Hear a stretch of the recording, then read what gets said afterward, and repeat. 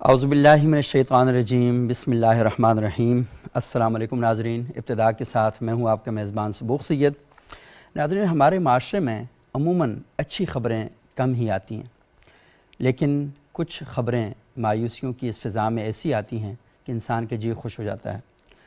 گزشتہ دنوں گلگت بلتستان سے ایک بڑی خوشگوار خبر آئی، اور ایسی جگہ سے خبر آئی کہ جہاں پر کچھ عرصہ پہلے اس پورے علاقے کا تعارف عجیب و غریب تھا۔ پاکستان میں مذہبی انتشار ہو، فرقہ واریت ہو، تو جہاں سے سب سے زیادہ انگاریاں ہمارے سامنے آتی تھیں تو وہ گلگت بلتستان کا نام لیا جاتا تھا۔ یہ کس حد تک درست تھا یا کتنا غلط تھا، اس بحث کو اپنی جگہ چھوڑ دیتے ہیں، لیکن وہاں پر گزشتہ دنوں تبلیغی جماعت کا اجتماع ہوا، اور آپ جانتے ہیں کہ تبلیغی جماعت اہل سنت مکتب کا جو دیوبندی مکتب فکر ہے اس کی ایک نمائندہ جماعت ہے۔ مکتب تشیع کے علماء نے اپنا ایک وفد بھیجا، وہ تبلیغی جماعت کے مرکز میں گیا اور وہاں جا کے ان سے کہا کہ آپ کا جو تبلیغی اجتماع ہو رہا ہے اس میں کسی قسم کا تعاون اور مدد کی ضرورت ہو تو مکتب تشیع کے علماء حاضر ہیں۔ اور صرف یہ نہیں کہ یہ اعلان کیا، آپس میں اکٹھے بیٹھے، چائے پی، کھانا کھایا، بغل گیر ہوئے اور واپس آ گئے علماء، لیکن اس کے بعد جب گزشتہ دنوں وہ اجتماع ہوا تو ہم نے وہاں پر دیکھا کہ مکتب تشیع کی ایک طلبہ تنظیم نے وہاں پر سیکورٹی کے فرائض سر انجام دیے، اور صرف یہی نہیں، وہاں پر جو مکتب اہل سنت کے ایک نمائندہ عالم ہیں، قاضی نثار ان کا نام ہے، تو قاضی نثار صاحب نے ان نوجوانوں سے ملاقات کی اور ملاقات کر کے ان کا شکریہ بھی ادا کیا اور کہا کہ ہم اس سلسلے کو آئندہ بھی آگے لے کر چلیں گے۔ یہاں تک ہی بس نہیں ہوئی، جو مکتب تشیع کے نمائندہ عالم ہیں علامہ آغا راحت الحسینی صاحب، وہ تبلیغی جماعت کے اجتماع میں گئے اور جب دعائیہ تقریب ہو رہی تھی وہ باقاعدہ دعائیہ تقریب میں شریک ہوئے۔ یہ شاید دنیا میں کوئی اتنی خاص خبر نہ ہو، لیکن پاکستان کے تناظر میں دیکھیں تو یہ بہت بڑی خبر ہے، اور یہ اتنی بڑی خبر ہے کہ پاکستان میں جب میں نے خود ٹویٹ کی اور فیس بک پر اس کو شیئر کیا تو آپ یقین مانیں کہ وہ لوگ جو بڑی حد تک دین سے باغی اور دین سے بیزار ہو چکے تھے انہوں نے بھی اس کو ویلکم کیا۔ تو اس کا مطلب ہے کہ ہمارے علماء جب معاشرتی لیول پر ایک دوسرے کے ساتھ اکٹھے ہو جاتے ہیں تو لوگ پسند کرتے ہیں کہ ہمارے علماء اکٹھے ہوں، لوگ پسند کرتے ہیں کہ ہمارے ہاں فرقہ واریت نہ ہو، لوگ پسند کرتے ہیں کہ ہمارے ہاں ہی جان انگیزی اور یہ کشت و خون کا جو بازار گرم کیا جاتا ہے یہ نہیں ہونا چاہیے، تو لوگوں نے بہت زیادہ ویلکم کیا۔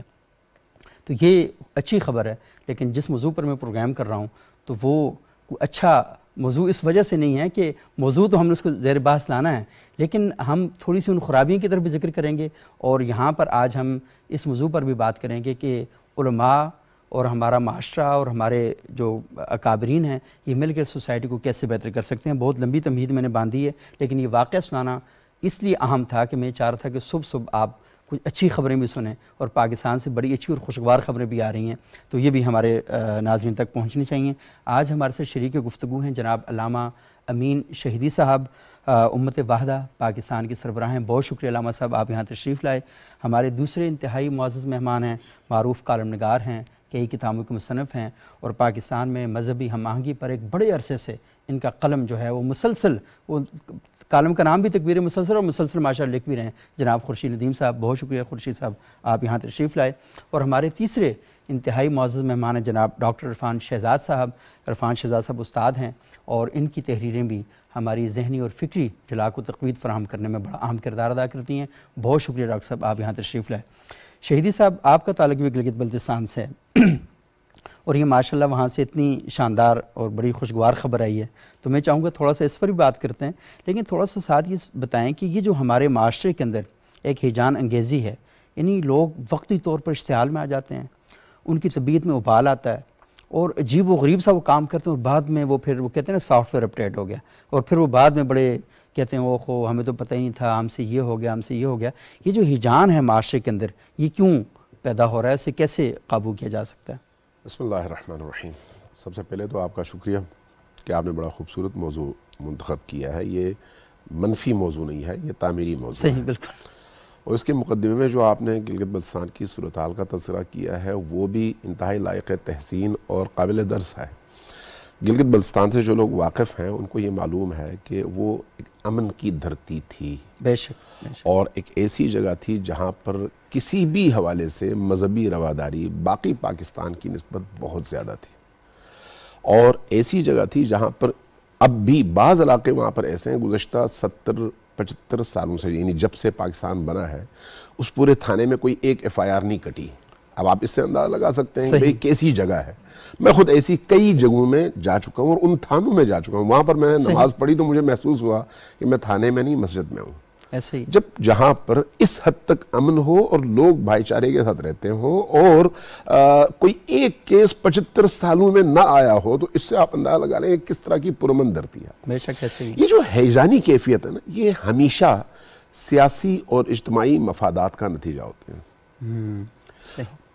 بعض اوقات اس کو عقیدے کا لباس پہنایا جاتا ہے، لیکن وہاں پر بھی پیچھے اگر آپ گہرائی میں جا کر دیکھیں تو وہاں پر سیاسی مسائل ہوتے ہیں، ایسے ہی سیاسی مفادات ہوتے ہیں۔ سیاسی مفادات سے مراد کیا ہے؟ پیسہ، اقتدار، اس علاقے کے اس اقتدار میں اس کا حصہ، اور اسی طرح سے لیڈرشپ، اسی طرح سے شہرت، اسی طرح سے اور بہت ساری چیزیں۔ جب تک آپ کسی قانون اور ضابطے میں نہیں لاتے کسی معاشرے کو جہاں پر اخلاقیات اس کے ساتھ ہوں، تو پھر اس طرح کی چیزوں سے لوگ اپنے فوائد حاصل کرنا اپنا سب سے پہلا فرض سمجھتے ہیں۔ صحیح۔ اور سب سے بہترین اس کے لیے رستہ مذہب کا استعمال ہے، چونکہ سیاست سے بھی زیادہ گہری جڑیں ہمارے معاشرے کے اندر مذہب کی ہیں۔ صحیح۔ اور مذہب کے لیے، سیاست کے لیے ہو سکتا ہے آدمی جیل جانا پسند کرے لیکن پھر پچھتائے کہ کاش میں نہ آیا ہوتا۔ جیسے ابھی آپ نے مثالیں دی کہ جب کبھی تھوڑی سی کوئی پریشانی ہوگی تو فوراً کہے گا نہیں بھئی میں نے غلطی کی ہے، میں توبہ کرتا ہوں، واپس آتا ہوں۔ مذہب کے معاملے میں ایسا نہیں ہوتا۔ آپ نے عموماً دیکھا ہوگا مذہب کے معاملے میں خودکش حملے کرتے ہیں، اپنے آپ کو مار دیتے ہیں، خودکش حملے کرتے ہیں، بہت سارے بے گناہ لوگوں کی جان لے لیتے ہیں، گرفتار ہو جاتے ہیں، لیکن کبھی ان کے چہرے پہ ندامت نہیں ہوتی، اس لیے کہ ان کو سامنے بہشت اور جنت نظر آ رہی ہوتی ہے۔ اور جنت دکھانے والا کون ہے؟ وہ شخص جس کا مفاد اس جنت دکھانے میں پوشیدہ ہے۔ اور وہ مفاد کیا ہے؟ یا پیسہ ہے، یا گاڑی ہے، یا اقتدار ہے، یا مسجد کی امامت ہے، یا لیڈرشپ ہے، یا کوئی اور چیز ہے، یا اس طرح کی مادی چیزیں۔ یعنی ان تمام چیزوں کا تعلق بنیادی طور پر اس دنیا کی زندگی کی رفاہ، آسائش، دولت اور منصب سے ہے۔ لہٰذا اگر انسانی ہیجانات کو کنٹرول کرنا ہے تو اس کا سب سے پہلا جو اس کا بند ہے وہ ہے ایمان۔ صحیح۔ جب تک انسان کے اندر ایمان نہ ہونا کہ بھئی میں ایک لفظ کہوں گا تو میں جواب دہ ہوں اللہ کی بارگاہ میں، چاہے کوئی چیف جسٹس مجھے پکڑے یا نہ پکڑے، SHO میرے خلاف FIR کاٹے یا نہ کاٹے، میں سب سے پہلے اللہ کے ہاں جواب دہ ہوں، چونکہ قرآن نے یہ کہا فَمَن يَعْمَلْ مِثْقَالَ ذَرَّةٍ شَرًّا يَرَهُ، خیر تو ہے ہی لیکن جہاں پر شر مثقال ذرۃ یعنی آپ ذرے کے برابر کرتے ہیں تو آپ جواب دہ ہیں۔ جہاں پر اس بات پر یقین رکھنے کے لیے ایمان کی ضرورت ہے نا۔ ایمان اگر ہے تو اس آیت کا کوئی مفہوم ہے میری زندگی میں، اگر ایمان نہیں ہے تو میں حافظ قرآن ہوں گا، یہ پڑھوں گا اپنی نمازوں میں، لیکن عملاً اس آیت کو اپنے قدموں تلے رونتے ہوئے آگے نکل جاؤں گا۔ تو اس لیے پہلا جو بند ہے وہ ہے ایمان۔ صحیح۔ اس ایمان کے ساتھ اب اگر فرض کریں وہ شخص مسلمان نہیں ہے، آخرت پر ایمان نہیں رکھتا، تو پھر ایک صالح معاشرے کے قیام کے حوالے سے تو تمام انسانوں کے اندر یہ ادراک موجود ہے نا کہ عالم آخرت رہے ایک طرف، لیکن ایک صالح معاشرے کے قیام کے لیے عادلانہ نظام ہونا چاہیے، انصاف ہونا چاہیے، کسی کے ساتھ زیادتی نہیں ہونی چاہیے، کسی کے ساتھ ظلم نہیں ہونا چاہیے۔ یہ تو ہندو بھی یہ کہتا ہے، سکھ بھی یہ کہتا ہے، مسلمان بھی یہ کہتا ہے۔ جب یہ ایک انسان کا مسئلہ ہے تو پھر اس کے بعد ایک صالح معاشرے میں ہیجان انگیزی کو روکنے کے لیے اس معاشرے کے بڑے مفادات کو سامنے رکھنا ضروری ہے۔ اگر وہ مفادات ہمارے پیش نظر ہیں تو پھر میں اپنے چھوٹے چھوٹے مفادات کے لیے ان بڑے مفادات کو قربانی کروں گا، اپنے ایک پاؤ گوشت کے لیے اونٹ نہیں ماروں گا، ورنہ میں ایک پاؤ گوشت حاصل کروں گا، اونٹ جو ہے وہ ذبح ہو جائے گا اور اس کے نتیجے میں نقصان بہت بڑا ہوگا۔ یہ جو ہیجان انگیزی ہے، یہ جو جذباتی کیفیت ہے، یہ بالعموم ان لیڈرز کے ہاتھ میں موجود ہتھیار ہے جو اپنے دنیاوی مقاصد حاصل کرنے کے لیے اس کو استعمال کرتے ہیں اور معصوم اور خالی الذہن لوگوں کو بھینٹ چڑھا دیتے ہیں. صحیح. یہ کیفیت مذہب میں بھی ہے، سیاست میں بھی ہے، اور باقی تمام زندگی کے امور میں جہاں پر دشمنیاں ہوتی ہیں وہاں پر بھی یہی ہوتا ہے. یعنی دو قبیلوں کے درمیان اگر دشمنی ہے تو اس دشمنی میں ایک بندہ مارا گیا تو اب اس ایک بندے کے نتیجے میں آپ سیریز میں لوگوں کو مار دیتے ہیں اسی ہیجانی کیفیت کے نتیجے میں. جب تک انسان کے اندر شعور ڈیولپ نہ ہو، عقل ڈیولپ نہ ہو، انسان عقل کے رستے پر نہ آئے، اس وقت تک اس ہیجانی کیفیت کو آپ روک نہیں سکتے. صحیح. اچھا، یہ بہت تفصیل سے آپ نے بتایا، اور لازمی جو مذہب کی تعلیمات ہیں کہ اس ہیجان پر آپ کیسے قابو پا سکتے ہیں اور پوری چیزیں. لیکن خورشید صاحب، ہم یہ دیکھتے ہیں کہ ہمارے ہاں بہت سی چیزیں، اس کا آپ نے حالیہ دنوں میں ایک کالم بھی لکھا کہ معاشرے میں جو سیاست کے اندر ہیجان آ رہا ہے، مذہب کے اندر آ رہا ہے، رویوں کے اندر آ رہا ہے، بہت ہی اہم ہے. یہ بتائیے کہ اول تو ہیجان ہے کیا، اور دوسرا یہ ہے کہ یہ جو ہیجانی کیفیات ہمارے نوجوانوں کے اندر یا ہمارے لوگوں کے اندر در آتی ہیں، تو کیا اس کی وجوہات محض وقتی ہوتی ہیں یا کچھ اس کے پیچھے پورا ایک سسٹم جو ہے وہ چل رہا ہوتا ہے؟ انسان دو چیزوں کا مجموعہ ہے. اس کے پاس ایک دماغ بھی ہے اور ایک دل بھی ہے. صحیح. وہ سوچتا بھی ہے اور ریئیکٹ بھی کرتا ہے. محبت بھی اس کے اندر ہے، اس کے اندر نفرت بھی ہے، سارے جذبات اس کے اندر پائے جاتے ہیں. انسان جب اپنی باغ، اپنی شخصیت کی باغ دماغ اور عقل کی بجائے جذبات کے ہاتھ میں دے دے تو اس کے بعد اس کے اندر جو غالب رجحان پیدا ہوتا ہے اس کو ہیجان کہتے ہیں. یعنی آپ نے دماغ سے سوچنے کا عمل معطل کر دیا اور اپنے دل نے جو چاہا آپ نے وہ کیا. دماغ جو ہے وہ آپ کو بتائے گا کہ قانون کیا ہے. صحیح. دماغ آپ کو بتائے گا کہ خدا خوفی کیا ہے. دماغ آپ کو سکھائے گا کہ یہ عمل جب آپ کرنے جا رہے ہیں تو اس کی کیا کیا نتائج متوقع ہیں اور اس سے آپ اپنے آپ کو روک لیں. لیکن جب آپ اپنی باغ تھما دیں گے جذبات کے ہاتھ میں تو اس کے بعد پھر وہ ساری صورتحال پیدا ہو جائے گی جس کی طرف آپ اشارہ کر رہے ہیں، جس کا رونا آپ یہاں رو رہے ہیں، کہ ایک ہیجان پیدا ہو جائے گا لوگوں کے اندر. بالعموم جو نوجوانی کی عمر ہوتی ہے اس میں آپ جانتے ہیں کہ جذبات کا غلبہ ہوتا ہے اور بہت ضرورت ہوتی ہے کہ اس غلبے کو روکنے کے لیے عقل کا پیغام، عقل کی بات سمجھانے کی کوئی تحریک، کوئی منظم کوشش ہونی چاہیے. بدقسمتی سے ہمارے ملک کے اندر نہ تو ہمارے نظام تعلیم میں، نہ ہمارے سماجی سطح پہ، نہ سیاسی اور مذہبی سطح پہ اس طرح کی کوئی چیز پیدا کی جاتی ہے. دیکھیے، مذہب کا مقدمہ بنیادی طور پر جذباتی نہیں ہے، عقلی ہے. صحیح. قرآن مجید نے بار بار اس کی طرف توجہ دلائی ہے کہ قرآن مجید کی آیتوں پر اندھے اور بہرے ہو کے نہ پڑھو، اس پہ غور کرو یہ کیا چیز کہنے والی ہے. تمہارے دماغ کو رسالت مآب صلی اللہ علیہ وسلم نے اپنے بارے میں لوگوں سے یہ کہا کہ میرے بارے میں کوئی رائے قائم کرتے ہوئے اپنی عقل کو استعمال کرو. قرآن مجید نے اس کو بیان کیا، لَقَدْ لَبِثْتُ فِيكُمْ عُمْرًا مِّن قَبْلِهِ أَفَلَا تَعْقِلُونَ. ایک عمر گزار چکا ہوں میں تمہارے درمیان، کیا تمہیں عقل نہیں ہے؟ تو میری وہ یعنی اللہ کے پیغمبر صلی اللہ علیہ وسلم کی پوری سیرت کو لوگوں کے سامنے رکھا کہ یہ جو آدمی دعوی نبوت کے ساتھ کھڑا ہے اس کی شخصیت پر عقلی جائزہ لے کے آپ بتائیں کہ یہ کس سطح کی شخصیت ہے. کیا کبھی جھوٹ بولا؟ یہ بھی قرآن نے بتایا. حل وجدتمونی صادقا او کاذبا. کیسا پایا تم لوگوں نے مجھے؟ میں سچ بولنے والا تھا، میں جھوٹ بولنے والا تھا. تو یہ کیا ہے؟ یہ عقلی دلیل ہے.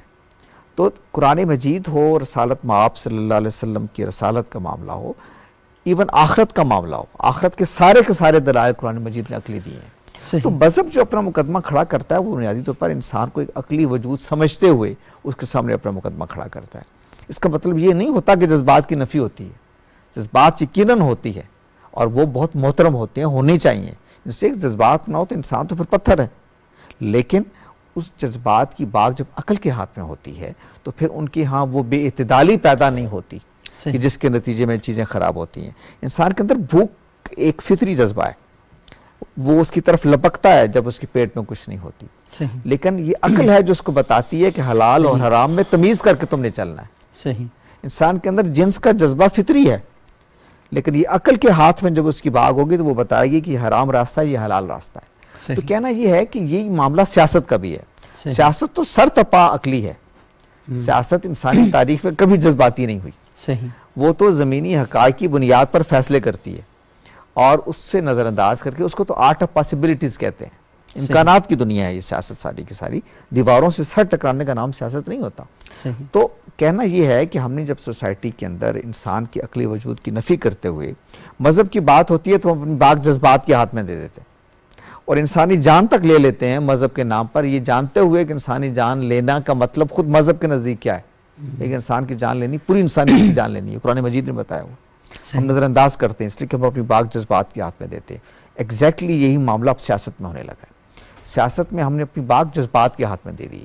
اور چونکہ جیسے کہا نوجوانوں میں یہ غلبہ ہوتا ہے اور نوجوانوں کو ایکسپلائٹ کرنا آسان ہوتا ہے, تو ایسے لیڈر سوسائٹی میں پیدا ہو جاتے ہیں کہ جو لوگوں کو اوور سمپلیفائی کر کے ان کی محرومیوں کا استحصال کرتے ہیں, چیزوں کو اوور سمپلیفائی کر کے ان کے سامنے پیش کرتے ہیں اور یوں ان کے جذبات سے کھیلتے ہیں.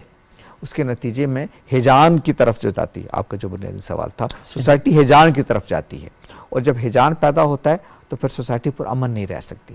اس کے اندر پھر فیصلے کی قوت جو ہے وہ انسانی عقل کے پاس نہیں, اس کے جذبات کے پاس چلی جاتی ہے. اچھا لیڈر وہ ہوتا ہے کہ جو ہر مشکل وقت میں لوگوں کو جذبات سے نکالتا ہے. ہم رسالت مآب صلی اللہ علیہ وسلم ریاست مدینہ کی لوگ بات کرتے ہیں. آپ پڑھیے قرآن مجید, خاص طور پہ سورہ احزاب پڑھیے.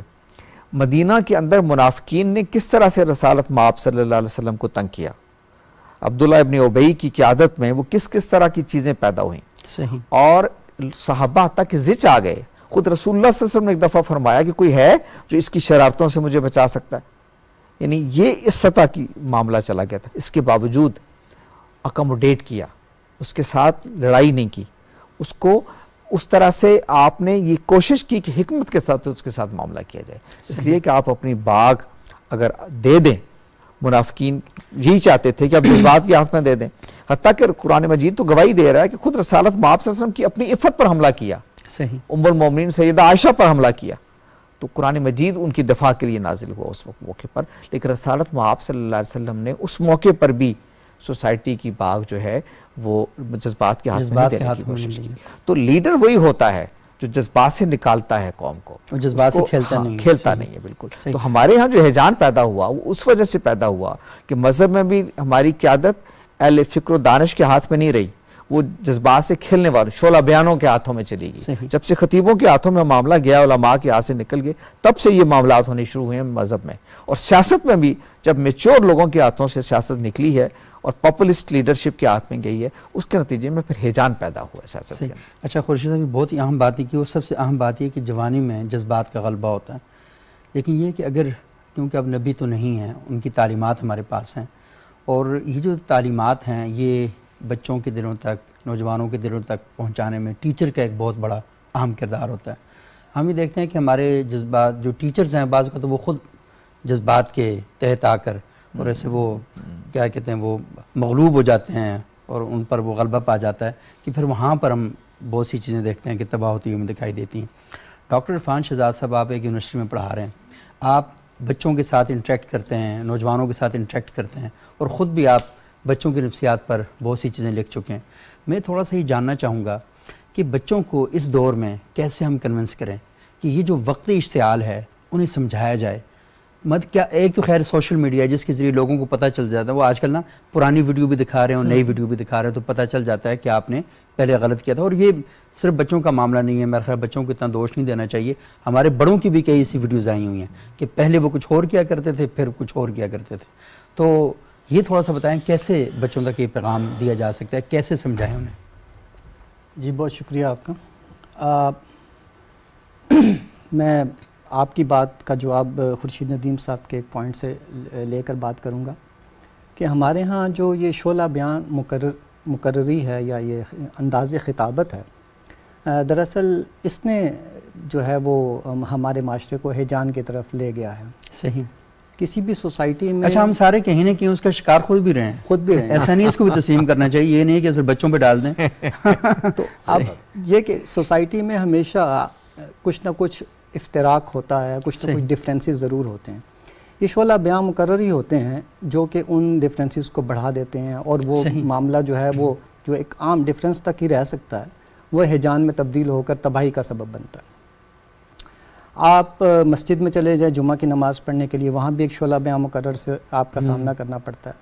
آپ بچوں کا کوئی ڈکلیریشن یا ڈیبیٹ کمپٹیشن کرائیں تو وہاں پر اب بھی اسکولوں میں کالجز میں شعلہ بیانی کے ذریعے سے وہ تقریر بچہ کر رہا ہوتا ہے، اور جتنا اچھا وہ جتنا اونچا اور گلا پھاڑ کے وہ بول سکتا ہے اتنا وہ پہلے انعام کا مستحق قرار پاتا ہے۔ صحیح۔ تو یہ ٹریڈیشن ابھی تک موجود ہے۔ تو آپ اسکولوں میں جاتے ہیں، وہاں آپ کے جذبات سے کھیلا جا رہا ہے مقرر بنا کر، آپ مسجد جاتے ہیں وہاں کھیلا جا رہا ہے، آپ یوٹیوب وغیرہ کے جو یہ بلاگرز ہیں یا وی لاگ والے ہیں، آپ دیکھیے کہ ان لوگوں کے زیادہ ویوز ہوتے ہیں جو شعلہ بیاں ہیں، جو مطلب کھیلتے ہیں جذبات سے، بے لاگ بولتے ہیں، سطحی طور پر ہی بولتے ہیں لیکن آپ کے جذبات سے کھیلتے ہیں، اور جو عقل کی بات کرنے والے ہیں ان کے سننے والے کم ہوتے ہیں۔ تو ہمارے بچوں کا جو ایکسپوجر ہے جدھر بھی وہ جاتے ہیں وہ انہی جذبات سے کھیلنے والی چیزوں کے ساتھ ہی آگے تک چلتا چلا جاتا ہے۔ میں نے اپنے بچوں کے ساتھ یہ کیا کہ انہیں ان تمام چیزوں سے دور رکھا ہے، کافی دیر تک تو مسجد بھی نہیں لے کر گیا کہ جو ہے وہ خیر وہ جو مطلب اپنی نگرانی میں لے کے آنا جانا یہ وہ، لیکن یہ کہ تمام اس قسم کی شعلہ بیان مقررین چاہے وہ وی لاگ میں ہوں چاہے وہ کہیں بھی ماحول میں ٹی وی چینلز پہ آتے ہوں انہیں سننے دیا ہی نہیں، اور ان کو میں نے کریٹیکل تھنکنگ پہ لگائے رکھا کہ ایسا کیوں ہے ویسا کیوں ہے۔ اب جب میرے بچے تھوڑے بڑے ہو رہے ہیں، بڑا بچہ اب وہ ٹین ایج میں آ گیا ہے، اب وہ سوال اس نے کرنے شروع کیے ہیں، تو اب میں اس کو جواب دینا شروع کر رہا ہوں کہ سوسائٹی میں کیا ہو رہا ہے، فلاں اسکول آج کیوں بند ہے، کیا مسئلہ چل رہا ہے اسلام آباد میں، کرفیو کیوں لگا ہوا ہے وغیرہ وغیرہ، وہ سوال اب پوچھنا شروع ہوا ہے۔ تو اب میں جب اس کو جواب دیتا ہوں تو وہ کریٹیکلی ہوتے ہیں، اس میں کوئی شعلہ بیانی نہیں ہوتی، کوئی جذبات سے کھیلنا نہیں ہوتا۔ تو ایک بچہ جو میرا بچہ ہے وہ ایک کریٹیکل تھنکر بن کے بڑا ہو رہا ہے۔ اب جب وہ کبھی ایسی کوئی شعلہ بیان قسم کی تقریر سنتا ہے تو وہ ہنس پڑتا ہے کہ یار یہ کیا یہ باتیں ہو رہی ہیں، کوئی عقل کی بات سے بھی کی جا سکتی ہے، چیخیں کو لگا کوئی عقل کی بات کرو، کوئی آرام سے بات کرو، یہ کیا آپ کر رہے ہیں۔ تو اس کا یہ تو اس طرح سے اگر ہو کہ والدین اپنے بچوں کی کریٹیکل تھنکنگ میں ہیلپ کریں کسی طرح سے، اسکول میں والوں کو سمجھایا جائے کہ یہ جو ٹریڈیشن ہماری تحریک خلافت سے چلی آ رہی ہے شعلہ بیانی کی، اس کو اب تبدیل کر دیا جائے تو امید کی جا سکتی ہے کہ کوئی ڈیفرنس ہم کریٹ کر سکیں۔ اور یہ کہ آپ نے بہت اہم پوائنٹ بتایا کہ جو ڈیبیٹ کمپٹیشن ہوتے ہیں یونیورسٹیز میں، اس میں زیادہ تر انہی بچوں کو پوزیشن آتی ہیں جو زیادہ اچھل کود کا مظاہرہ کرتے ہیں اور اشتعال انگیز گفتگو کرتے ہیں، اور لوگ کھڑتے کیونکہ نعرہ اسی پہ لگتا ہے نا جی، وہ کیا کرے، وہ بھی جی کالجوں میں نہیں، اسکولوں میں نہیں، ٹی وی چینلز پر بھی، ہاں وہی بندہ جو ہے وہ زیادہ ٹی وی چینلز کو تو پھر ساری دنیا دیکھتی ہے، ایسے ہی ہے، ہمارے اینکرز بھی یہی کچھ کر رہے ہیں، ایسے ہی کرتے ہیں، اور باقاعدہ ان کو یہ ٹریننگ کی جاتی ہے کہ آپ نے نا ایسا بس ماحول بنا دینا ہے کہ وہ بعض اوقات مائک خراب کر دیتے ہیں، حالانکہ یہ مائک اس لیے ہوتے ہیں کہ یہ آپ کی آواز کو اونچا کرتے ہیں۔ لاؤڈ سپیکر اس کا مطلب کیا ہے؟ مکبر الصوت ہے وہ یہ خدمت وہ سر انجام دے رہا ہے، آپ کو گلا پھاڑنے کی ضرورت نہیں۔ مجھے خورشید صاحب یاد ہے ہمارے بچپن میں ایک دفعہ ایک عالم آئے ایبٹ آباد میں، ان کی تقریر تھی تو والد صاحب کے ایک دوست آئے ہوئے تھے اور وہ بھی ایک عالم دین تھے لیکن ان کا تعلق کوہستان سے تھا، تو وہ تقریر کر کے واپس آئے تو ہم بیٹھے تو ہم نے کہا یہ بزرگ ہیں تو کوئی بات چیت کریں گے تو ہم بھی سنیں گے۔ تو وہ جو کوہستان والے آنے تھے انہوں نے والد صاحب سے کہا کہ شاہ صاحب یہ بندہ کچھ زیادہ نہیں چیخ رہا تھا اس کی پتہ یہ بات بڑے آرام سے بھی کی جا سکتی تھی اور بہت اچھی بات کر رہا تھا لیکن چیخ کیوں رہا تھا یہ؟ تو یہ جو سوال عرفان صاحب نے بچے کے دماغ میں پیدا کیا کہ بھائی بات آرام سے کی جاتی ہے، مکالمہ جب بھی کریں گے تو آپ آرگومنٹ کی بنیاد پہ کریں گے، اپنے دلائل کو بلند کریں گے، اپنی آوازوں کو بلند نہیں کریں گے، آواز آپ کی ہمیشہ دھیمی رہے گی۔ اور رسول اللہ صلی اللہ علیہ وسلم نے اور قرآن کی جو تعلیمات ہیں ہمارے سامنے ہیں اس میں یہی ہے کہ آپ کی جو دلیل ہے سب سے بری آواز گدھے کی آواز، سب سے ان انکر الاصوات لصوت الحمیر۔ تو میرا خیال یہ ہے کہ لوگوں کی دیکھنا چاہیے کہ آپ جب آواز اپنی اونچی کر رہے ہوتے ہیں تو کس کے ساتھ آپ اپنی مشابہت جو ہے اس کو وہ کر رہے ہوتے ہیں۔ تو ناظرین یہاں پر ایک چھوٹا سا وقفہ لیتے ہیں۔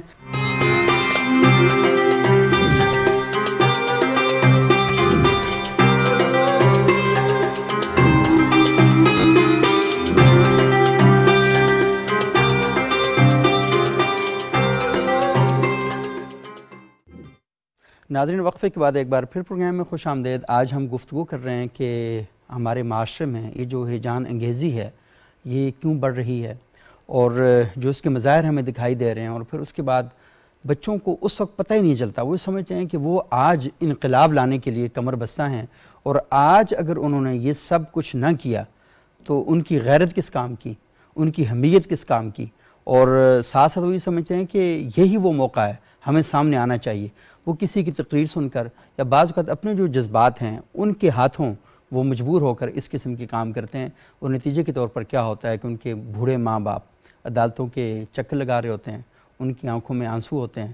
وہ عمر جس میں انہوں نے اپنے بچوں کا، ان کی تربیت کا اور ان کو بڑے کر کے اس کا پھل کھانا تھا، وہ کوئی اور کڑوا پھل کھانے پر مجبور ہو جاتے ہیں. تو آج ہم اس موضوع پر گفتگو کر رہے ہیں. شہیدی صاحب، آپ نے بہت تفصیل کے ساتھ بتایا تھا کہ مذہب اصل میں کس طریقے سے ان جذبات کی اصلاح کرتا ہے، اور یہ بتاتا ہے کہ آپ نے ہجان کا شکار نہیں ہونا، بلکہ آپ نے ایک خوبصورت رویے کے ساتھ، ایک شائستہ رویے کے ساتھ آگے بڑھنا ہے. تو تھوڑا سا میں آپ سے یہ جاننا چاہوں گا کہ یہ جو بعض اوقات اہل مذہب کی طرف سے بھی ایسی آوازیں بلند کی جاتی ہیں تعصب کی، اور یہ تو ہم یہ دیکھتے ہیں کہ وہ اکثر اوقات جو تصویریں آتی ہیں نا، وہ خیر سب طبقات کی ایسی آتی ہیں. ہم یہ نہیں کہہ سکتے کہ مذہبی جو لوگ ہیں وہ سوسائٹی سے بالکل کٹ کی جگہ کھڑے ہیں، لیکن ان پر تھوڑا سا اعتراض ایک اور طرح سے کیا جاتا ہے. وہ یہ ہے کہ یہ تو اصل میں علمبردار ہیں اس سوچ اور فکر کے جو اللہ کے رسول صلی اللہ علیہ وسلم بتا کر گئے ہیں.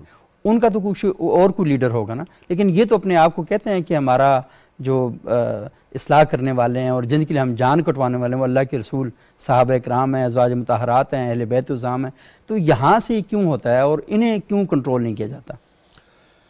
دیکھیے، اللہ تبارک و تعالیٰ نے قرآن کریم میں نبی معظم، نبی مکرم صلی اللہ علیہ وآلہ وسلم کو تمام انسانوں کے لیے نمونۂ عمل بنا کر پیش کیا ہے. لقد کان لکم فی رسول اللہ اسوۃ حسنۃ، یعنی بہترین نمونہ، صرف نمونہ نہیں. اور اس حوالے سے یہ بڑا ویلڈ اعتراض ہے کہ اہل علم جو اپنے آپ کو کہلواتے ہیں، خود ان کے ہاں وہ اسوہ کیوں نظر نہیں آتا. مسئلہ پھر وہی آتا ہے بنیادی طور پر تربیت. یہ جو تربیت ہے، یہ تربیت اگر جامع ہو نا تو پھر انسان اپنی زندگی کے تمام پہلوؤں میں متناسب طور پر پروان چڑھتا ہے. لیکن اگر تربیت میں جامعیت نہ ہو اور اس میں بعض پہلوؤں میں پورا زور ہو، بعض پہلوؤں میں بالکل توجہ نہ ہو، تو نتیجتاً وہ انسان معنوی حوالے سے، فکری حوالے سے جب تربیت پاتا ہے تو وہ بالکل بے ڈھنگا تربیت پاتا ہے. صحیح. جس طرح سے آپ ایک بچے کی تربیت کرتے ہیں، اگر اس بچے کا جسم کوئی ایک خاص حصہ بڑھنا یا گھٹنا شروع ہو جائے تو وہ غیر متوازن ہو جاتا ہے. صرف ناک بڑھنا شروع کر دے، صرف کان بڑھنا شروع کر دے، یا باقی اعضاء کے ساتھ اس کا تناسب جو ہے بڑھنے کا وہ برابر نہ ہو، تو وہ انسان بے ڈھنگا انسان کہلاتا ہے. تو یہ جو تربیت ہے یہ بدن کی تو نہیں ہے، یہ روح کی تربیت ہے. جو فکری تربیت ہے یہ فکر کی اور روح کی تربیت ہے. یہاں پر بھی بالکل اسی طرح سے انسان پرواہ چڑھتا ہے. لہٰذا اگر تربیت کے مسئلے میں انسان کی شہوات کو بھی اسی طرح سے کنٹرول کیا جائے، اس کے فکری نہج کو بھی اسی طرح سے کنٹرول میں رکھا جائے، اس کے قلب اور دل کو بھی اسی طرح سے کنٹرول میں رکھا جائے، اس کی تعلیم میں بھی اس کو رخ ایک متعادل اور متوازن رخ دین کا دکھا دیا جائے، تو اس کے نتیجے میں جو بچہ پروان چڑھ کر آئے گا وہ یقیناً متوازن ہوگا. اس کی برگشت ہوتی ہے آپ کی تربیت گاہ کی طرف، چاہے وہ آپ کے بچپنے میں والدین کے زیر اثر تربیت ہو یا پھر وہ تعلیمی ادارے ہوں جہاں پر آپ نے تربیت پائی ہے. اب وہ تعلیمی ادارے اگر مدرسہ ہیں تو ان کی ذمہ داری بڑھ جاتی ہے، چونکہ وہاں پر قرآن اور سنت کو ہم قرار دیتے ہیں کہ بھئی یہ اساس ہے اور اس کے سائے میں تربیت ہو رہی ہے. اب قرآن نے کہاں پر آپ کو یہ سکھایا کہ اپنے مطلب کے لیے دوسروں کو مارو؟ قرآن اور حدیث نے یا سنت نے کہاں پر آپ کو یہ سکھایا ہے کہ اپنے چھوٹے سے مفاد کے لیے پورے معاشرے کو آگ میں جھونک دو؟ کہاں پر آپ کو قرآن کریم نے یہ سکھایا ہے کہ نماز پڑھانے کے لیے یا پڑھنے کے لیے تو بروقت حاضر ہو جاؤ، باقی امور میں آپ دنیا کے کرپٹ ترین انسان بنو؟ یہ کہاں پر قرآن نے سکھایا؟ یہ نہیں تربیت کا وہ اسلوب ہے جس میں آپ نے نماز پر زور دیا کہ آپ نے جیسے ہی اذان کی آواز سننی ہے پہلی صف میں کھڑے ہو جانا ہے، اس پر پورا زور آ گیا. اور پائنچے اوپر کرنے پر، ایک خاص حلیہ بنانے پر، اس پر آپ نے زور دیا کہ بھئی یہ دین ہے. لیکن وہ جو سوشل آپ کا کانٹریکٹ ہے باقی انسانوں کے ساتھ، آپ کے ہمسایوں کے ساتھ، آپ کے معاشرے کے رہنے والے باقی انسانوں کے ساتھ، اور اسی طرح سے ایک ملک میں رہتے ہوئے اس ملک کے قانون اور ضابطے کے ساتھ جو آپ کی ہم آہنگی ہونی چاہیے، وہاں پر آپ کی تربیت نہیں ہوئی. جب تربیت نہیں ہوگی تو پھر ایک ایسا فرد اس تربیت گاہ سے نکلے گا جو غیر متوازن ہوگا. غیر متوازن انسان کبھی بھی معاشرے کو توازن کی طرف لے کر نہیں جا سکتا، اعتدال کی طرف لے کر نہیں جا سکتا. اب میں اس نقطے کی طرف توجہ دلانا چاہوں گا کہ دیکھیے اس وقت ہم چونکہ معاشرے کے اندر موجود ایک ہیجانی کیفیت کو اپنا فوکس بنائے ہوئے ہیں، لیکن سوال یہ ہے کہ یہ جو ہیجانی کیفیت ہے یہ صرف سیاسی ہے؟ نہیں. کیا صرف مذہبی ہے؟ نہیں. کیا صرف فکری ہے؟ نہیں. اخلاقی بھی ہے اور ہر لحاظ سے ہیجانی کیفیت ہے. اب آپ ایک ہیجانی کیفیت پر تو کنٹرول کریں، دوسرے کو آزاد چھوڑ دیں، یہ خود ایک بہت بڑا جرم ہے. آپ مجھے یہ بتائیں کیا انسان کو بھوک لگتی ہے؟ جیسے بھی خورشید ندیم صاحب نے بڑی خوبصورت مثال دی کہ بھوک لگتی ہے، یہ انسان کے اندر کی طلب ہے. ٹھیک ہے، کھانا کھائے گا تو اس کی بھوک مٹے گی. انسان کے اندر شہوت ہے، اس کی شہوت کو بجھانے کا رستہ جائز طور پر ملے گا تو وہ معتدل ہوگا. اسی طرح سے غضب ہے، اس غضب کو کنٹرول کرنے کا مناسب اس کو موقع ملے گا تو وہ کنٹرول ہوگا اور ایک متوازن انسان کہلائے گا. لیکن اگر آپ شہوانیت کے تمام دروازے کھول دیں اور پاکیزگی کے تمام دروازے بند کر دیں تو پھر کیا ہوگا؟ پھر وہ معاشرہ شہوانی حوالے سے ہیجانات کی ان بلندیوں پر پہنچے گا کہ سارے معاشرے پر اس کے اثرات آپ کو نظر آئیں گے. آپ آج اپنے ارد گرد دیکھیں، اس طرح کے واقعات کم ہیں؟ نہیں. ہر روز جو بڑے بڑے واقعات ہوتے ہیں وہ اسی ہیجانی کیفیت کا نتیجہ ہے جس کے نتیجے میں بعض اوقات 100 بچے مارے جاتے ہیں اور مجرم خودکشی کر لیتا ہے. ٹھیک ہے، اور اسی طرح سے اس طرح کی بہت ساری مثالیں آپ کے سامنے ہیں. غضب کی ہیجانی کیفیت، اس کی مثالیں آپ کے سامنے ہیں، سیاسی حوالے سے آپ کے سامنے. میں یہ سمجھتا ہوں کہ ان تمام چیزوں کو کنٹرول کرنے کے لیے جو آپ کا درسی نظام ہے، چاہے وہ یونیورسٹی کا ہے چاہے وہ مدرسے کا ہے، اس کو متوازن ہونا چاہیے اور اس کو پڑھانے والوں کو متوازن ہونا چاہیے. اور یہ بڑی اہم بات آپ شہید صاحب کر رہے ہیں. میں ایک عالم دین کی تقریر کا یہاں کوٹ کروں گا. وہ ایک دن بتا رہے تھے کہ مدارس میں بھی جب فقہی مباحث آتے ہیں جس میں دوسرے مسلک کے خلاف دلائل دینے ہوتے ہیں تو عالم دین بھی اپنے جو آستین میں چڑھا لیتا ہے، بچے بھی بڑے اٹینٹیو ہو جاتے ہیں اور بڑا ماحول بن جاتا ہے. سوال بھی دھڑا دھڑاتے ہیں، گھنٹے کی کلاس 2 گھنٹوں پہ چلی جاتی ہے. لیکن وہیں پر جب احادیث کے وہ حصے جن کا تعلق اخلاقیات کے ساتھ ہے تو بچے سو رہے ہوتے ہیں اور ٹیچر صفحے آگے پلٹا رہا ہوتا ہے. یہ ماحول بن جاتا ہے. اور آپ یہ والی بات کر رہے ہیں اور بڑی اہم ہے کہ گزشتہ دنوں ایک بچے نے اپنے والد کو 3 گولیاں مار دیں. وجہ کیا تھی کہ وہ بیٹے نے باپ سے کہا کہ مجھے آئی فون لے کر دیں، اور باپ کے پاس یہ پیسے نہیں تھے کہ وہ بیٹے کو آئی فون لے کر دیتا. لیکن بچے کا اگر تھوڑا طرز عمل تھوڑا سا، میں نے کہا یا مجھے بتائیں یہ ہوا کیا تھا. باپ ہمیشہ اس کی جائز ناجائز خواہشات پوری کرتا رہا. تو باپ نے بچے کی تربیت اس انداز سے کی کہ اس نے کہا کہ میری ساری چیزیں پوری کرنا اس کی ذمہ داری ہے. تو پھر اس نے نتیجے کے طور پر یہ والا کام کیا. باپ فوت ہو گیا ہے. انتہائی دکھ اور افسوس کی بات ہے. اب بچہ جو ہے پریشان ہے، میں نے کیا کر دیا. لیکن بچے کو یہاں تک لانے میں ہمارا اپنا ایک بہت بڑا جو رول ہے، کردار ہے، وہ بنتا ہے. اچھا خورشید صاحب، آپ نے ایک بڑی اہم بات کی کہ جذبات، یہ جو بے لگام جذبات ہیں، ہم نے اپنے عقل کو ان کے ہاتھوں میں نہیں دینا. ہم یہ دیکھتے ہیں کہ ہماری جو دینی تعلیم ہے وہ 2 چیزوں پر کھڑی ہے، ایک فقہ اور ایک تصوف. فقہ کے اندر ہم سارے جو معاملات ہیں، اس کی جو گتھیاں ہیں، اس کی جو الجھنیں ہیں، وہ ہم عقل کے ذریعے سلجھاتے ہیں. لیکن تصوف کی جب بات آتی تو ہم یہ کہتے ہیں کہ یہ صاحب دل ہونا چاہیے، کہ انسان جو ہے وہ دل کے ساتھ چیزوں کو لے کر چلتا ہے. تو عموماً آپ جیسے جو حضرات ہیں، شاید ہمیں سننے میں غلط فہمی پیدا ہوئی ہو تو اس کو تھوڑا سا کلیئر کریں کہ آپ یہ کہتے ہیں کہ سارے معاملات عقل کی تابع کر دیں.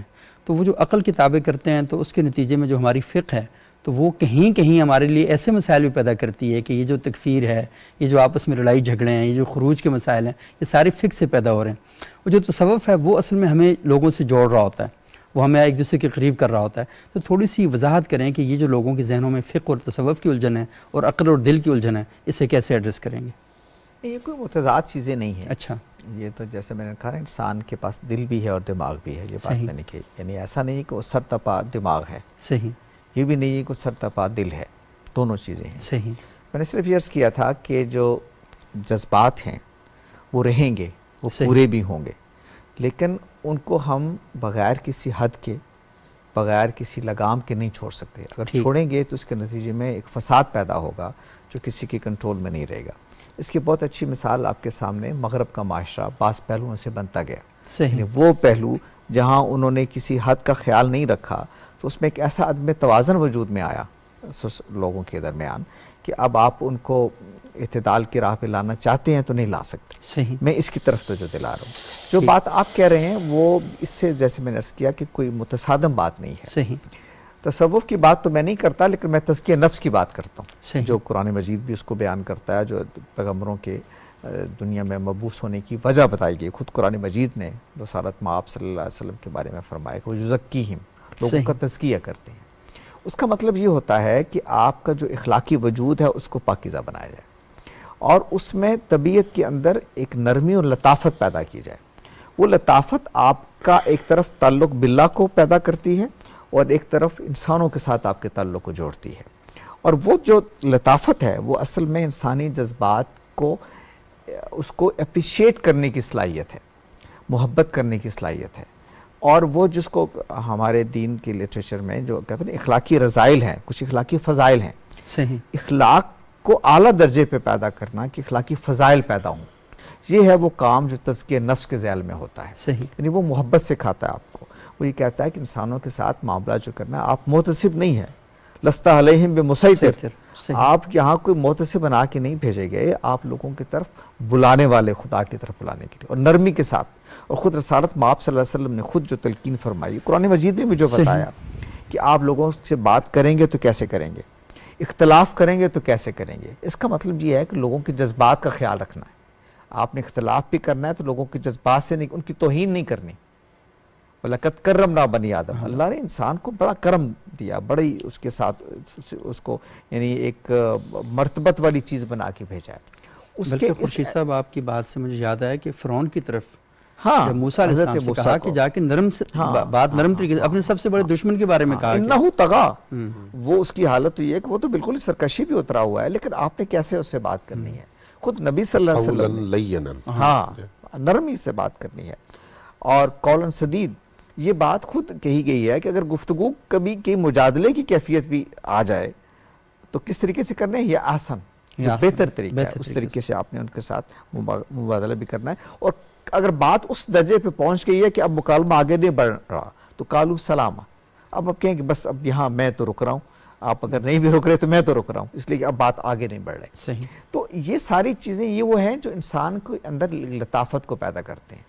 میں ہمیشہ سے یہ کہتا آیا ہوں کہ ہماری جو تعلیمی نظام ہے, برادرم شہیدی صاحب نے توجہ دلائی, وہ دینی تعلیم ہو یا دنیاوی تعلیم ہو, دو اساسات اس کی ہونی چاہیے.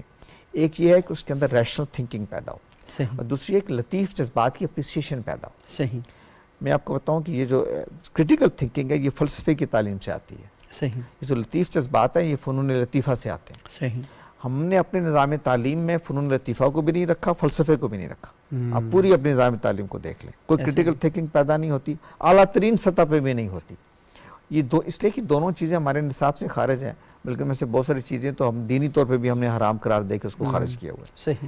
اس سے پھر وہ غیر متوازن انسان کے اندر لطافت پیدا نہیں ہوتی, انسانی جان کی حرمت, اس کی عزت. دیکھیں میں مثلا میرے لیے بڑا مشکل ہے کہ بھرے مجمع میں کسی آدمی کو بے توقیر کروں, حتیٰ کہ وہ میرا بدترین دشمن ہی کیوں نہ ہو. میرے یعنی بس میں چیز نہیں ہے. مجھے اپنے آپ سے شرمندگی کا احساس ہوتا ہے کہ میں کسی آدمی کے ساتھ اس لب و لہجے میں بھرے مجمع میں گفتگو کروں.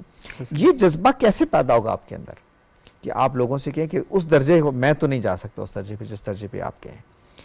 اس کے لیے ضرورت ہے کہ لوگوں کی آپ کی تعلیم کے اندر لوگوں کو یہ چیز پہنچائی جائے. جب ابھی آپ نے ہم بار بار ذکر کرتے ہیں سیاست کے اندر ہیجان کی, آپ مجھے بتائیے, میں آپ کو بتا سکتا ہوں پورے اپنے سیاسی لٹریچر میں کہ مولانا سید اللہ مودودی, مولانا نصر اللہ خان, ان کی گفتگویں آپ سنیں, سیاسی مخالفین کا ذکر بھی کرتے ہیں تو صاحب کے علاقے کے ساتھ مخاطب کرتے ہیں. بھٹو صاحب نے یہ کیا, یعنی ان پہ جو تنقید بھی آپ ہو رہی ہے, آپ ذرا سخت تنقید ہو رہی ہے, موقف قبول نہیں ہے بالکل, لیکن لب و لہجہ, گفتگو کا انداز, اور کبھی مکالمے کا دروازہ بند نہیں کرتے. اور خورشید صاحب دوسرا یہ بھی ہے کہ ان لوگوں کا تعلق لٹریچر کے ساتھ تھا, آپ نے فنون لطیفہ کی بات کی, شعر و ادب کے ساتھ تھا. نصر اللہ خان صاحب خود شاعری کرتے تھے، تو لازمی ہے کہ وہ جب چیزیں آپ کی شخصیت کے اندر ہوں گی اور آپ کی تربیت کے اندر چیزیں شامل ہوں گی، القاب کے ساتھ لوگوں کو بلا لا، ایسے قرآن مجید نے اس سے منع کیا ہوا ہے، صحیح، تو اس کے بعد آپ کو اندازہ ہو جائے کہ وہ کلچر کیا پیدا ہوگا، صحیح، بدتمیزی کا کلچر لازماً پیدا ہوگا جب آپ لوگوں کو اس طرح کے القاب سے مخاطب کریں گے کہ جو غیر شائستہ ہوں گے، غیر اخلاقی ہوں گے۔ صحیح، مطلب قرآن کی جو واضح تعلیمات ہیں اس کا انکار کر کے آپ یہ کہیں کہ ہم قرآن کی تعلیمات کے نتیجے میں ایک روشنی معاشرہ قائم کرنے جا رہے ہیں تو نہیں ہوگا۔ اچھا ڈاکٹر عرفان شہزاد صاحب، میں تھوڑا سا یہ چاہوں گا کہ ہمارے اس پروگرام کو والدین بھی دیکھ رہے ہوتے ہیں، ٹیچر بھی دیکھ رہے ہوتے ہیں، تھوڑے سے کچھ ایسے پوائنٹ یہ ضرور شیئر کریں کہ والدین اپنے بچوں کے ساتھ اور ٹیچر اپنے شاگردوں کے ساتھ جب بیٹھیں تو انہیں کن چیزوں کا خیال رکھنا چاہیے، کیونکہ بعض اوقات میں بھی آپ کو بتاؤں کہ ٹیچر یہ سمجھتا ہے کہ عزت اور احترام کے سارے جو القابات ہیں وہ صرف اس کے لیے دنیا میں آئے ہیں، اور بچے کو کلاس میں اس برے طریقے سے دھتکارا جاتا ہے، اسے تم کہہ کر بلاتا ہے اور اس بات کی توقع رکھتا ہے کہ اسے آپ کہہ کر خطاب کیا جائے۔ تو مجھے یہ بتائیں کہ تھوڑا سا والدین کو اپنے بچوں کے ساتھ اور ٹیچرز کو اپنے شاگردوں کے ساتھ کس طرح کا معاملہ کرنا چاہیے؟ ہاں جی، اس طرح ہے جی کہ میرے جو اس معاملے میں کچھ آبزرویشنز ہیں وہ یہ ہیں کہ ہمارے ہاں تشدد کا بہت عام ہے نا، یعنی گھروں میں یہ تشدد کرنا، یا تشدد سے مراد یہ ہے کہ ایک تھپڑ چھپڑ لگانا یہ تشدد میں نہیں آتا، لیکن پیٹنا، پھینٹی لگانا، اور یہ ہماری ثقافت کا بھی حصہ ہے، ایک پوری طرح اس کو جواز حاصل ہے۔ ایک آدھ تھپڑ لگانا تشدد میں نہیں آتا، مجھے ایک عالم دین یاد آ گیا، انہوں نے کہا یہ ہلکی پھلکی جو مار ہے یہ پیار ہے۔ چلے ہلکا وہ تو خیر ہمارے ہاں تو شکر ہے اس کی بھی نوبت نہیں آتی، لیکن یہ ہے کہ یہ ایک والدین کا حق سمجھا جاتا ہے، استاد کا حق سمجھا جاتا ہے، خاوند کا حق سمجھا جاتا ہے، خاوند کا بھی حق سمجھا جاتا ہے، اور اس باقاعدہ یہ ایک بے بنیاد موضوع روایت بھی مشہور کر رکھی ہے کہ استاد کی مار جسم کے جس حصے پہ پڑے وہاں پہ جو ہے وہ آگ کی جہنم کی آگ حرام ہو جاتی ہے، تو اس طرح سے اس کو لیجیٹیمیٹ کیا ہوا ہے، تو اس طرح سے طبیعتوں میں شدت پیدا ہوتی ہے۔ تو تربیت کے اندر سب سے پہلے تو والدین کی تربیت کی ضرورت ہے کہ انہیں بتایا جائے کہ آپ اپنے بچوں سے تشدد نہیں کر سکتے۔ پھر زبان کا تشدد، اچھا میں نے یہ بات نوٹ کی، کچھ ہمارے مدارس تھے ہمارے زیر اثر، وہاں پہ ہم نے پابندی لگا دی کہ بچوں کو مارنا نہیں ہے نا، پیٹنا نہیں ہے، ڈنڈا ہم نے ہٹا ہی دیا، تو دیکھا کہ وہ جو زبانی تشدد ہے اس میں اضافہ ہو گیا بہت زیادہ، اور اس سے پھر جو بدتمیزی کا کلچر، بد اخلاقی کا کلچر پیدا ہوتا ہے وہ پھیلتا چلا جاتا ہے۔ آپ نے ایک بات کی، گالی دے کے بچے سے بات کی، اس کو کچھ برا نام لے کے اس سے کوئی بات کی، وہی پھر وہ آگے بھی کرتا ہے، صحیح، تو ایک باقاعدہ کلچر چل پڑتا ہے، اور پھر وہ اتنا زیادہ ہو جاتا ہے کہ وہ برا ہی نہیں لگتا، صحیح، اور پھر اسی سے لڑائیاں اور اسی سے سارے تشدد سمجھے ہی نہیں جاتا، تشدد سمجھا ہی گھروں میں بھی جو مینٹل ٹارچر ہے وہ زیادہ، اس پر زیادہ خاوند بیویوں کی مثال دی ہے، اس کی اس کی دلیل ہے، یہ سارا کچھ جو ہے اگر اس کو کسی طریقے سے کنٹرول کیا جائے، میں سبق صاحب یہ سمجھتا ہوں کہ دراصل یہ اخلاقی تربیت کی باتیں اور یہ اس کا بہت بڑا حصہ ہے، وہ ہمیں کرنی ہی چاہیے، لیکن اگر ہم کوئی ٹینجیبل تبدیلی کچھ جلدی میں دیکھنا چاہتے ہیں تو اس میں سب سے اہم کردار نا ریاست کا ہوتا ہے، قانون کی بالادستی کا ہوتا ہے۔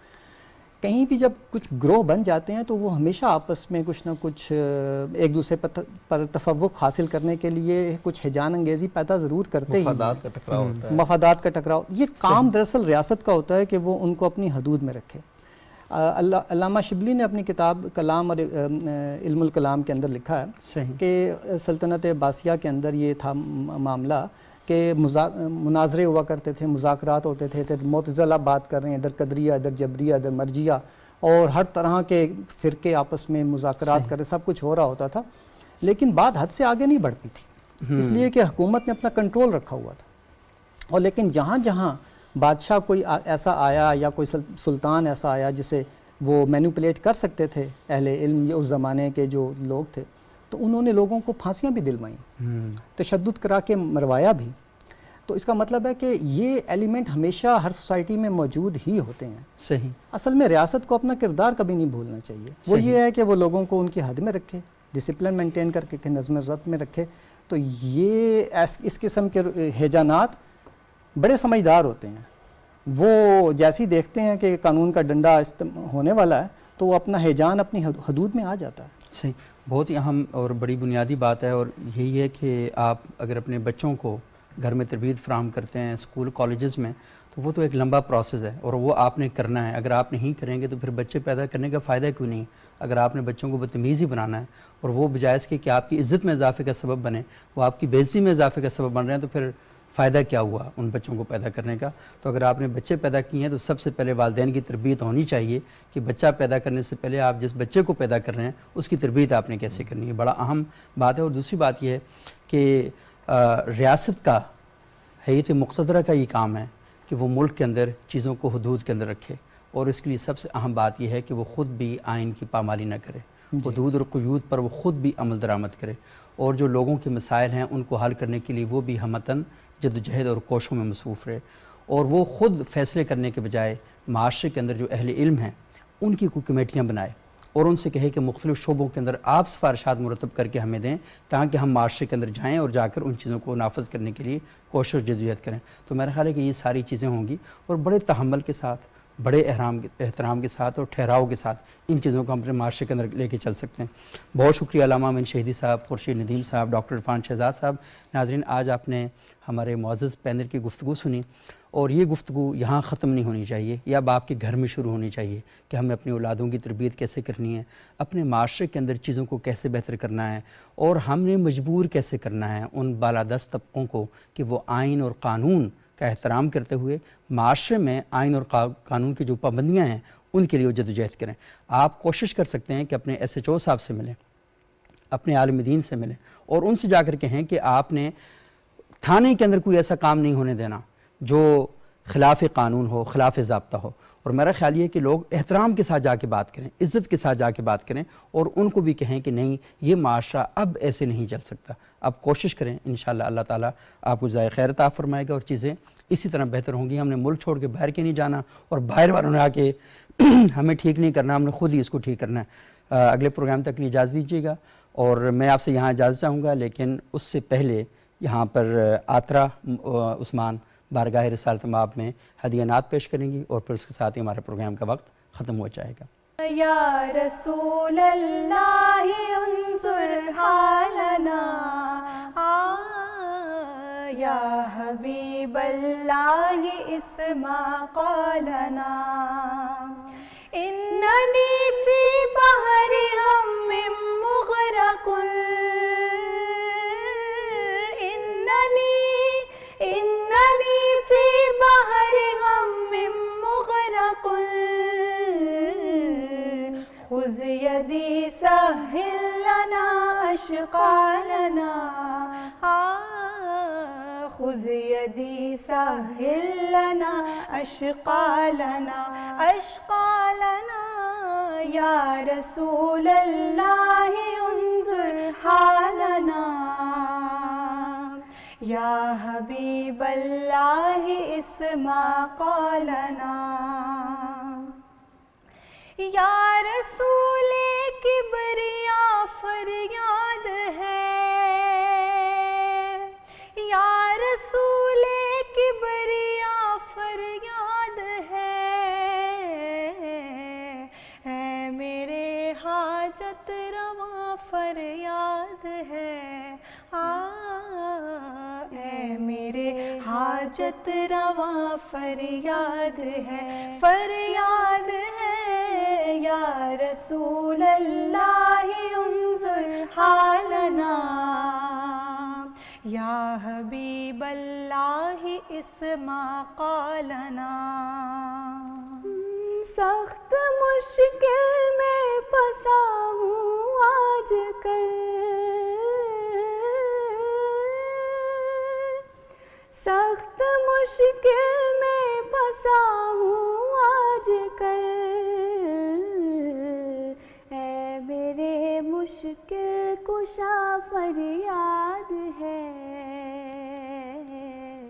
اے میرے مشکل کشا فریاد ہے, فریاد ہے. یا رسول اللہ انظر حالنا, یا حبیب اللہ اسمع قولنا, قولنا. یا رسول اللہ انظر حالنا, یا حبیب اللہ اسما قالنا